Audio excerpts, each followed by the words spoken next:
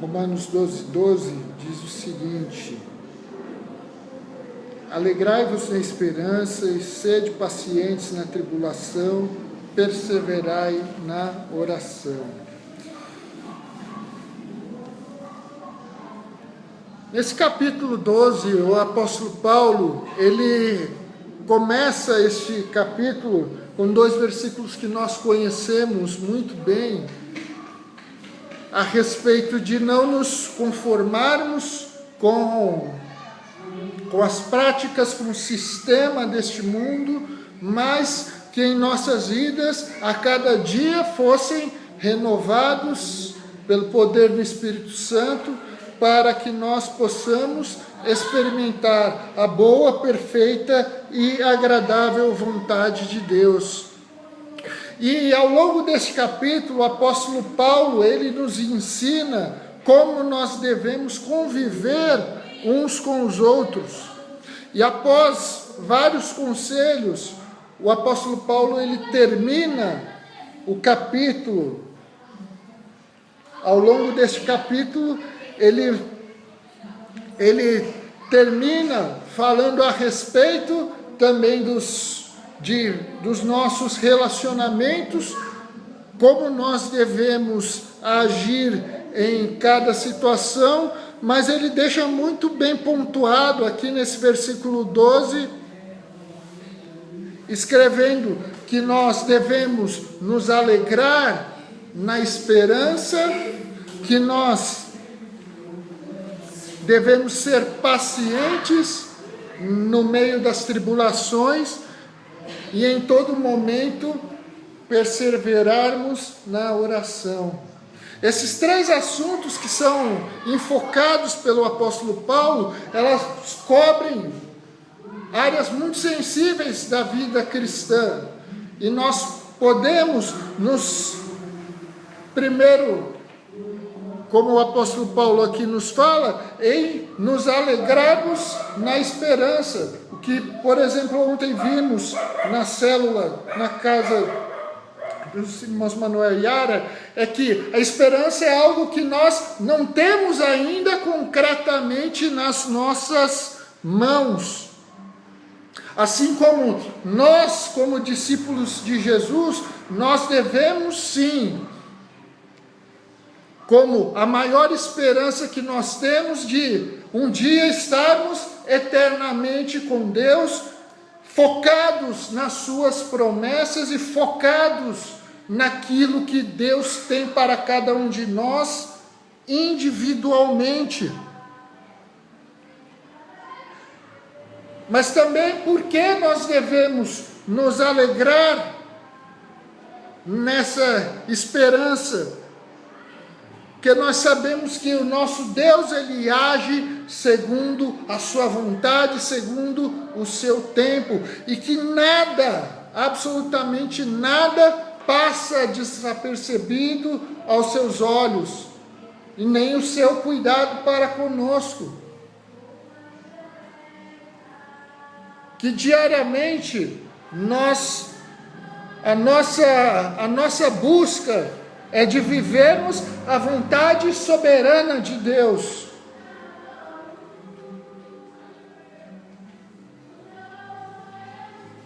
Mas sabendo de que quando nós nos alegramos para alcançarmos as promessas, há um caminho a se percorrer, há etapas que precisam ser vencidas, há barreiras que nós devemos transpor até chegarmos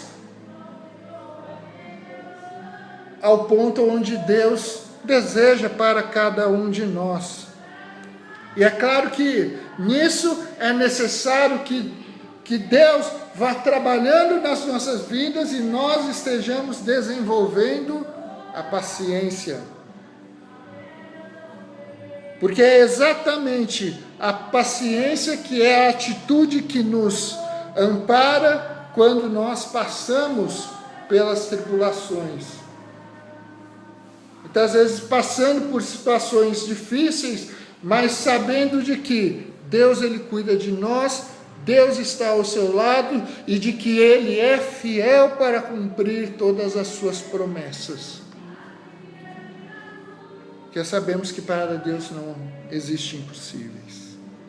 Aquilo que Deus nos prometeu, Ele vai cumprir. Todo o seu cuidado para com as nossas vidas, tudo que Ele já fez por nós, é a certeza de que, assim como Ele foi fiel para conosco no passado, tudo isso é a certeza de que Ele permanece, Ele continua sendo fiel. Como a Bíblia nos diz, mesmo quando nós somos infiéis. Porque Ele não pode negar-se a si mesmo.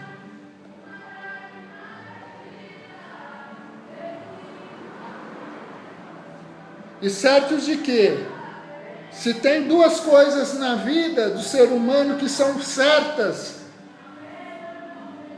é que quando nós nascemos, nós temos certeza de que vamos passar por tribulações, vamos passar por lutas, assim como também vamos morrer.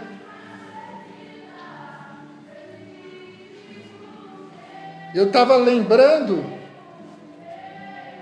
que lá no Salmo 23, quando diz que ainda que eu ande pelo vale da sombra da morte, tem um detalhezinho lá no texto original que diz que por alguns momentos da nossa caminhada, certamente nós vamos passar pelos vales, nós vamos passar pelos desertos nas nossas vidas, mas nós podemos ter bom ânimo, porque Deus, Ele não nos desampara. Não desiste de nós.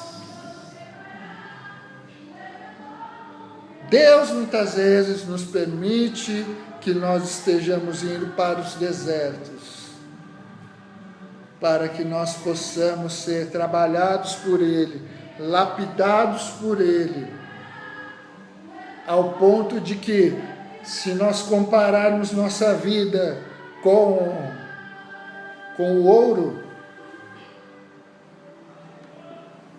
quando o ouro ele é encontrado nas minas, geralmente na sua forma bruta, quem não sabe vai passar reto achando que ali é uma pedra qualquer, que é uma pedra bruta, na sua forma bruta ela é escura mesmo. Mas só a partir do momento que ela é colocada no cadinho e passa pelo fogo é que as impurezas são retiradas. E Deus, Ele também, nesse processo, Deus muitas vezes, Ele nos pega e nos coloca no seu cadinho, para que nós possamos ser trabalhados por Ele para o propósito específico que Deus tem para cada um de nós. Aí lembrando aquilo que Jesus disse, que no mundo nós certamente vamos ter aflições, mas que tenhamos bom ânimo, porque Ele venceu este mundo. Ele mesmo é a prova que nós, nele, podemos também vencer o mundo. Nele nós somos feitos mais do que vencedores. E logo em seguida, nós, para passarmos por essas tribulações, aí é o finalzinho deste versículo que diz: perseverai na oração.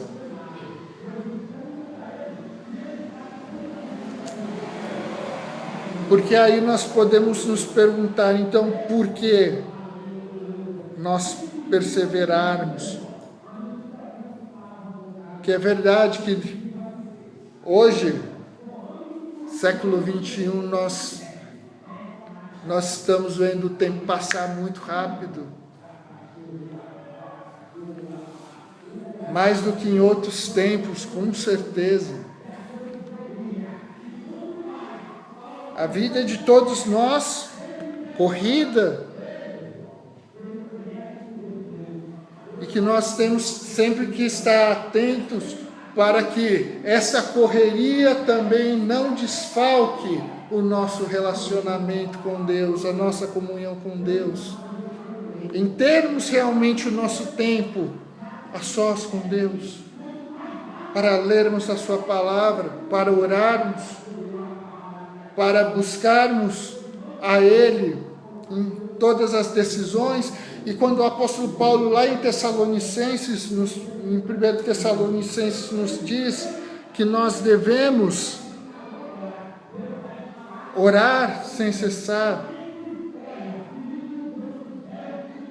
é sabermos que em cada momento do dia, mesmo silenciosamente, mesmo numa conversa, num bate-papo com outras pessoas, nós podemos ali estar orando e pedindo a direção de Deus para cada situação da nossa vida. E nesses momentos, sempre insistir no nosso relacionamento com Deus. É até o que eu estava falando ontem, é um tipo até de teimosia. Claro que é uma teimosia boa, em que quanto mais nós nos aproximamos de Deus, mais nós nos parecemos com Ele. Quanto mais nós nos aproximamos de Deus, nós ficamos no centro da sua vontade, né? É verdade que Deus ele não tem filhos prediletos, mas nós podemos notar que aqueles que se aproximam de Deus desejam a cada dia estar perto de Deus. Obviamente vão colher também dessa aproximação por parte de Deus, onde há o aguçamento do discernimento espiritual, de viver experiências diariamente com Deus, de experimentar com mais profundidade o cuidado de Deus.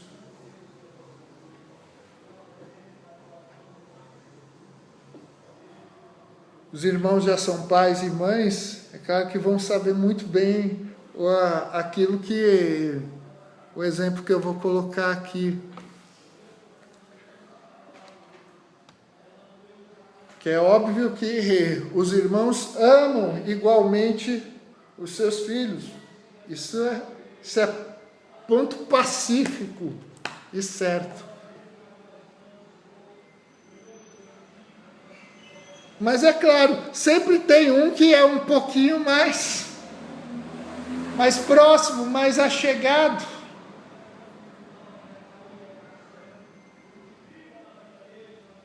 E nisso acaba recebendo mais cuidado, mais atenção. Com Deus não é diferente, não.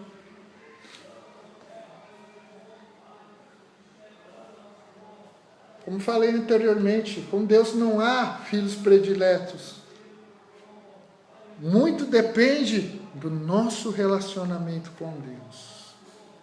Ele deseja que nós nos aproximemos cada vez mais dele, para que nós possamos desfrutar da comunhão que ele tem para cada um de nós. Como já falei aqui algumas vezes, um dos propósitos pelo qual Deus nos criou, que Deus decidiu lá nos tempos eternos fazer o homem, foi para que este homem tivesse um relacionamento com ele e fosse feito filho dele.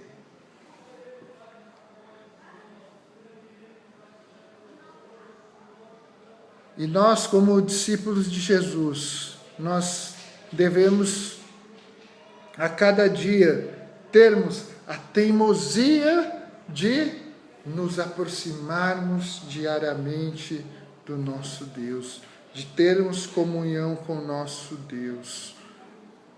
E nós podemos observar assim, se na vida deste homem que escreveu esta carta, do apóstolo Paulo, esse conselho deu certo na vida dele.